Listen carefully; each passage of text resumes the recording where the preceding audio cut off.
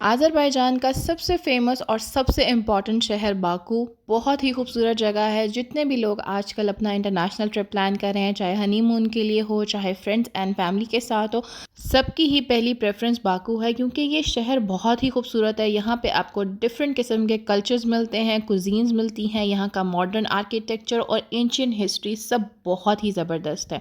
तो चलिए जी, आज का व्लॉग शुरू करते हैं। अस्सलाम वालेकुम माय यूट्यूब फैमिली, सब कैसे हैं? आई होप सब लोग बिल्कुल ठीक ठाक होंगे। भाई कुछ दिनों पहले मैंने और मेरी सिस्टर ने गर्ल्स ट्रिप प्लान किया था बाकू अज़रबैजान के लिए। और भाई इस ट्रिप से वापस आने के बाद मैं इतनी बीमार हो गई कि आप लोगों के साथ कोई व्लॉग शेयर नहीं कर सकी। लेकिन भाई फ़िक्र मत करें, मैं भी आप लोगों को बाकू सिटी दिखा कर ही रहूँगी। पहले आप लोग देख सकते हैं कि जिस दिन हमारी फ़्लाइट थी मौसम कितना ख़राब था, बारिश बहुत हो रही थी और हमें यही डर था कि हमारी फ़्लाइट डिले ना हो जाए। लेकिन भाई ऐसा कुछ नहीं हुआ, अल्लाह का शुक्र है, मौसम बिल्कुल ठीक हो गया और हमारी फ़्लाइट बिल्कुल टाइम पर थी। भई टिकट्स तो हमारी इकॉनमी क्लास की थी, लेकिन हमारे कार्ड के ऊपर हमें वीआईपी लाउंज का एक्सेस मिल गया, जहाँ पर अनलिमिटेड स्नैक्स, फ्री वाईफाई और आपके लिए यहाँ पर फुल टाइम एंटरटेनमेंट के लिए टीवी भी मौजूद था। हमने यहाँ पर स्नैकिंग की, 2-3 घंटे यहीं पर चिट-चैट की। दरअसल हम टाइम से पहले आ गए थे क्योंकि सबको लग रहा था कि लेट नाइट फ़्लाइट है और दोनों ख़वातीन हैं, तो इसलिए टाइम पे चले जाएँ, कोई भी इशू हो तो उसे हैंडल करने के लिए टाइम होता है। बोर्डिंग अनाउंस होने के बाद हम चले गए अपनी फ़्लाइट की तरफ और जी ये है ऊपर से पूरे सिटी का व्यू। ये व्यू जो है ये सबसे ज़्यादा अमेजिंग चीज़ लगती है आपको फ़्लाइट पे। तकरीबन 2 घंटे के बाद हमें हमारा मील सर्व किया गया और हम लोग अज़रबैजान एयरलाइन से ट्रैवल कर रहे थे। मील में हमें उन्होंने दिए थे राइस, जो कि था मटर पुलाव और उसमें चिकन भी था। ये नॉर्मल मटर पुलाव से बहुत डिफरेंट इसका फ्लेवर था, जो कि बहुत ही मज़े का लगा। मुझे एयरलाइन से इतने अच्छे खाने की उम्मीद नहीं थी, लेकिन भई ये राइस जो हैं बहुत मज़े के थे। डिज़र्ट में इन्होंने हमें ऑरेंज मूस दिया, जो कि मेरे लिए फ़र्स्ट टाइम एक एक्सपीरियंस था, बहुत मुझे मज़े का लगा। लेकिन ये बीटरूट सैलड जो है ये बस सो था, इसको मैं 5 आउट ऑफ़ 10 रेट करूँगी, ये मुझे इतना पसंद नहीं आया। तकरीबन 4 घंटे 20 मिनट की फ़्लाइट के बाद हम लोग बाकू पहुँच गए थे और जी फ़्लाइट से निकलते ही ठंडी हवाओं ने हमारा इस्तकबाल किया। बाकू को वैसे भी सिटी ऑफ विंड्स कहा जाता है। अगर आप कमज़ोर हैं तो शायद बाकू की हवाएँ आपको उड़ा कर ले जाएँ, यहाँ पर लिटरली इतनी तेज़ हवा चलती है। और जी फ़्लाइट से निकलते ही जो बस तक जाने का छोटा-सा रास्ता था, उसमें भी सर्दी लगने लगी, इसीलिए हमने अपनी जैकेट्स अपने बैकपैक्स में रखी हुई थी। और ये था जी अराइवल पे छोटा-सा ड्यूटी फ्री। जो असल ड्यूटी फ्री है वो इनके डिपार्चर वाली साइड पे, और बाहर आप मौसम देख सकते हैं और एयरपोर्ट का व्यू भी। बहुत ज़्यादा सर्दी थी, लेकिन भई शुक्र है कि हमारे एयरपोर्ट से होटल ट्रांसफ़र ऑलरेडी बुक था। और सबसे पहली टिप भी यही है कि अगर आप कोई इंटरनेशनल ट्रिप प्लान कर रहे हैं, तो आपके एयरपोर्ट से होटल ट्रांसफ़र ऑलरेडी बुक्ड होने चाहिए, वरना सबसे ज़्यादा प्रॉब्लम टूरिस्ट को इसी चीज़ पर आती है।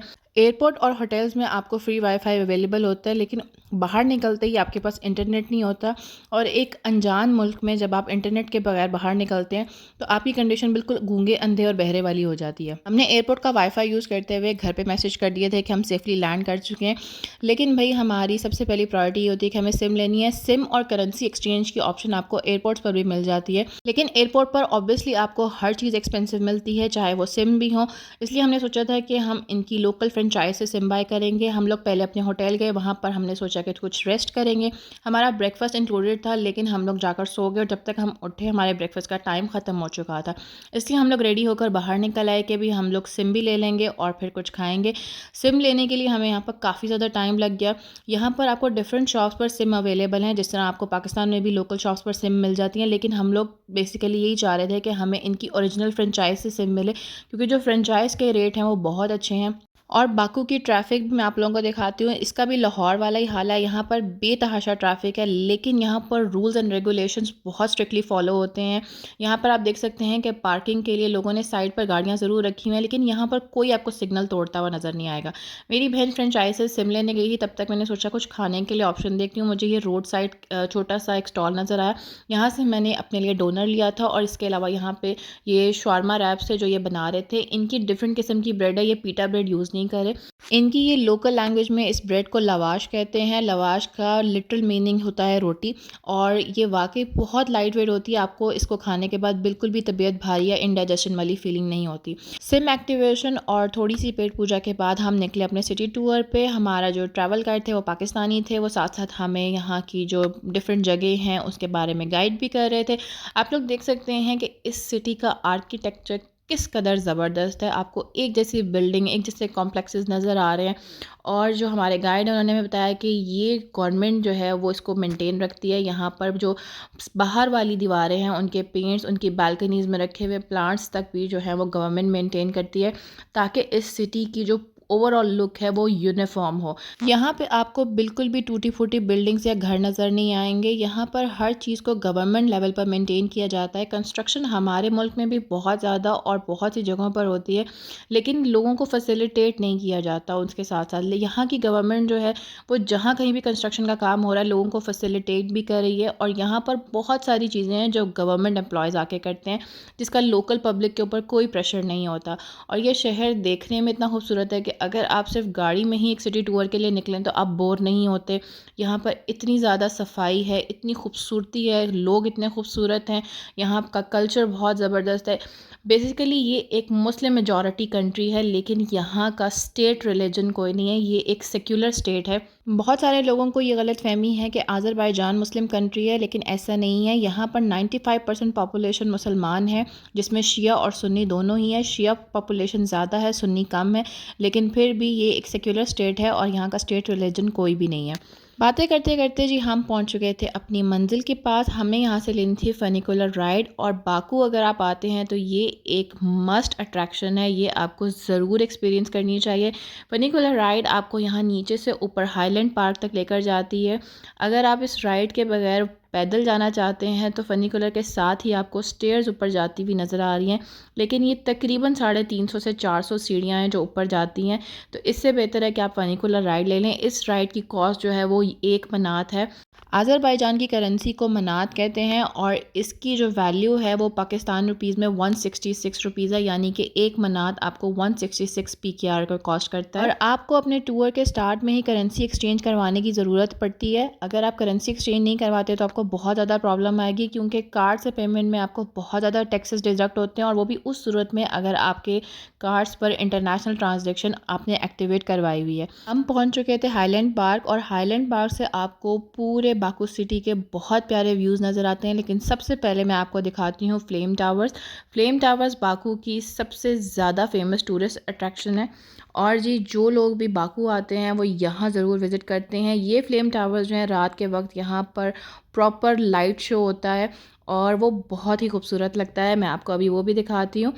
हाईलैंड पार्क से आपको कैस्पियन सी और पूरे बाकू सिटी का बहुत ही खूबसूरत व्यू नज़र आता है। सिर्फ इन व्यूज़ के लिए टूरिस्ट यहाँ पर आते हैं और अपनी पिक्चर्स और वीडियोस क्लिक करते हैं। यहाँ पर मौसम अचानक किसी भी लम्हे बदल सकता है, और हमारे साथ भी यही हुआ। बहुत तेज़ हवाएं चली शुरू हो गई, बारिश शुरू हो गई, और बारिश इतनी तेज़ थी कि हमारे लिए नीचे तक पहुँचना भी बहुत मुश्किल हो गया। ऑलमोस्ट 150 स्टेप्स थे जो हमें नीचे उतर के आना पड़ा अपनी गाड़ी तक, और उसके बाद जी हम लोग चले गए ओल्ड सिटी। बाकू में ओल्ड सिटी को इचेरी शहर कहा जाता है। ये जगह आपको बिल्कुल किसी पुराने मुग़ल किले की वाइब्स देती हैं। यहाँ की गलियाँ बिल्कुल तंग हैं, और यहाँ पे छोटे छोटे घर जो पुराने वक्तों के बने हुए थे उनको कैफ़ेज़ और रेस्टोरेंट्स में बदल दिया गया है। कुछ छोटे घरों को हॉस्टल्स में कन्वर्ट कर दिया गया है, ताकि जो लोग होटल्स अफोर्ड नहीं कर सकते वो हॉस्टल में यहाँ पर स्टे कर सकते हैं। आपको बहुत चीप प्राइसेस पर मिल जाते हैं। इस ओल्ड सिटी की वाइब्स जो हैं वो बहुत ही खूबसूरत है। यहाँ पर आपको सोवेनिर्स की बहुत सारी शॉप्स मिलती हैं, जहाँ से आप अपने घर वालों के लिए या अपने लिए सोवेनिर्स खरीद सकते हैं। हैंडमेड रग्स हैं, फ्रिज मैग्नेट्स हैं, शॉल्स जो हैं वो मुझे बिल्कुल पाकिस्तानी लग रही थी। इस तरह की शॉल्स पाकिस्तान में आम मिलती हैं, तो हमने इन शॉल्स पर कॉन्सेंट्रेट नहीं किया, लेकिन यहाँ पर और काफ़ी सारी चीज़ें हैं जो एज अ सोवेनिर आप यहाँ से ख़रीद सकते हैं। हमने कुछ फ्रिज मैग्नेट्स लिए थे। अगर आपको भी कुछ ख़रीदना है तो मैं आपको सजेशन यही दूँगी कि इचेरी शहर में जो छोटी छोटी शॉप्स हैं ये लोकल्स की हैं, आप यहाँ से ख़रीद सकते हैं और इनसे आप बार्गेन भी कर सकते हैं। वरना बड़ी बड़ी शॉप्स पर या मॉल्स में आपको यही चीज़ें बहुत महंगी मिलती हैं। उसके बाद जी हम चले गए कोस्टा कॉफ़ी पे। पहले तो हम यहाँ बाहर इन बेंचेस पर बैठे थे, लेकिन बाद में इतनी तेज़ हवाएं चलना शुरू हो गई कि हमने सोचा भी अंदर जाके बैठ जाते हैं, कहीं ऐसा ना हो कि बारिश शुरू हो जाए और हमारी कॉफ़ी जो है वो ख़राब हो जाए। कॉफ़ी पीने के बाद हमने सोचा निज़ामी स्ट्रीट जाने का, क्योंकि शाम होने वाली थी, और हमने सोचा निज़ामी स्ट्रीट चल के कुछ डिनर के लिए ऑप्शन देखते हैं। और ये रास्ता हमने पैदल ही चलने का सोचा। वैसे भी जब हम टूरिस्ट के तौर पर किसी मुल्क में जाते हैं तो हमें पैदल चलने का एहसास भी नहीं होता, और ये तकरीबन 15 से 20 मिनट की वॉक है, और हमने ये वॉक एंजॉय की। इस वॉक के दौरान मैंने वीडियोस बनाई, और मेरी सिस्टर ने अपनी हस्बैंड को कॉल करके, फैमिली को कॉल करके साथ साथ उनको शहर भी दिखाया। और मैंने सारी वीडियोस रिकॉर्ड कर ली ताकि मैं व्लॉग बनाकर सबको दिखा सकूँ यूट्यूब पे। तो हमने ये वॉक भी बहुत एंजॉय की। अभी हमारे पास पब्लिक ट्रांसपोर्ट का कार्ड नहीं था। यहाँ पर पब्लिक ट्रांसपोर्ट के लिए स्पेशल कार्ड्स यूज़ होते हैं और वो एक ही कार्ड है जो बाकू कार्ड के नाम से आपका बनता है। उसको आप मेट्रो ट्रेन में भी यूज़ कर सकते हैं, बस में भी यूज़ कर सकते हैं। वो आपका हर जगह काम आता है। लेकिन हमारा फर्स्ट डे था, इसलिए अभी तक हम कार्ड नहीं बनवा सके थे। लेकिन ये वॉक भी बहुत अच्छी रही हमारी। आपको खूबसूरत वाइब्स नज़र आ रही हैं। इस शहर की शाम हो रही है, सनसेट भी हो चुका है और हम भी पहुंच चुके हैं निज़ामी स्ट्रीट में। यहाँ बाकू में आने वाला हर टूरिस्ट निज़ामी स्ट्रीट ज़रूर आता है, क्योंकि अगर आप बाकू आएँ और निज़ामी विज़िट ना करें तो आपका ट्रिप जो है वो अधूरा है। यहाँ पे आपको रेस्टोरेंट, कैफ़ेज़ और शॉपिंग के लिए सारे ऑप्शन मिलते हैं।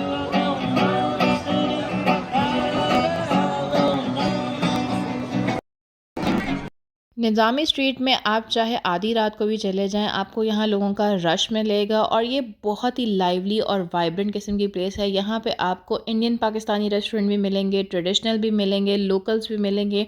शॉपिंग के लिए यहाँ पे सारे ऑप्शन है। सेंट्रल बाकू के नाम से यहाँ का बहुत फेमस रेस्टोरेंट है और जी यहाँ पर आपको फूड कोर्ट भी मिलेगा, जिसमें बहुत सारे फूड स्टॉल्स हैं और डिफरेंट किस्म के फूड ऑप्शंस हैं। स्ट्रीट फूड भी है, लोकल भी है, इनका ट्रेडिशनल आज़री फूड भी है। निज़ामी स्ट्रीट में अगर आप आधी रात तक भी फिरते रहें तो आपको बिल्कुल बोरियत और वक्त गुजरने का एहसास भी नहीं होगा। यहाँ पर बहुत सारी चीज़ें हैं जिनको एक्सप्लोर करने के लिए बहुत ज़्यादा टाइम चाहिए, इसलिए हमने भी यहाँ पे काफ़ी टाइम स्पेंड किया और उसके बाद हम चले गए फूड कोर्ट में।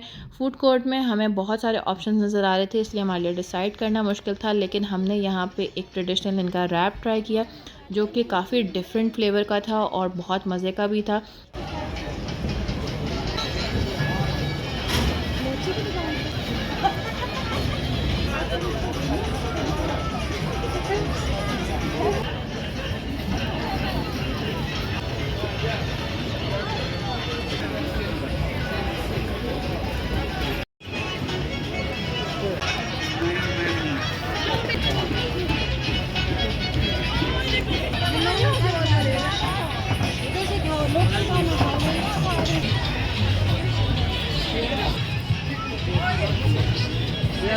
भाई डिनर के लिए हमने सोचा कि इनका फेमस डोलमा रेस्टोरेंट ट्राई किया जाए। हम लोगों ने अपने ट्रिप पर ये डिसाइड किया था कि हम कोई भी इंडियन पाकिस्तानी खाना नहीं खाएंगे, बल्कि अज़रबैजान की लोकल डिशेस और लोकल कुजीन ट्राई करेंगे।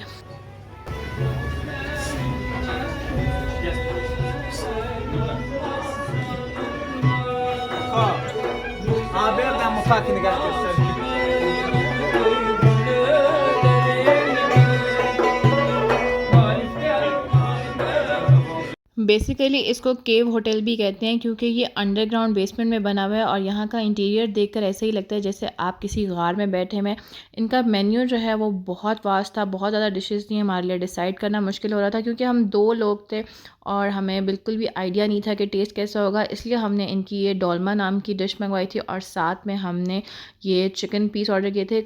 मेन्यू में ये चिकन कबाब लिखे हुए थे, लेकिन जब ये आए तो ये चिकन पीस थे और साथ में इनकी ये लवाश ब्रेड थी जो रोटी है, और ये बहुत लाइट वेट होती है, बिल्कुल पेपर की तरह थिन। और डोलमा जो डिश है वो भी अंगूर के पत्तों में चावल और कीमा जो है स्टफ़ करके उसको स्टीम करके बनाया जाता है, जो कि बहुत डिफरेंट फ्लेवर था, बट इट वाज गुड। खाना खाने के बाद हमने डिसाइड किया कि हम यहाँ से निकलकर होटल चलते हैं, क्योंकि हमने सुबह 9 बजे शादाब स्की रिज़ॉर्ट के लिए निकलना था और रात काफ़ी हो चुकी थी। हमने अपनी राइड बुक करवाई और उसके बाद हमने यहाँ पे थोड़ा सा वेट करना पड़ा। आप लोग बताइएगा आप लोगों को आज का व्लॉग कैसा लगा और कौन कौन नेक्स्ट व्लॉग का इंतज़ार करेगा। कमेंट्स में ज़रूर बताइएगा आपको बाकू सिटी और अब तक जितनी भी चीज़ें मैंने आपको दिखाई हैं वो सब कैसी लगी, यहाँ का फ़ूड कैसा लगा, और मज़ीद आप लोगों के अगर कोई क्वेश्चन है बाकू से रिलेटेड तो कमेंट्स में बताएं।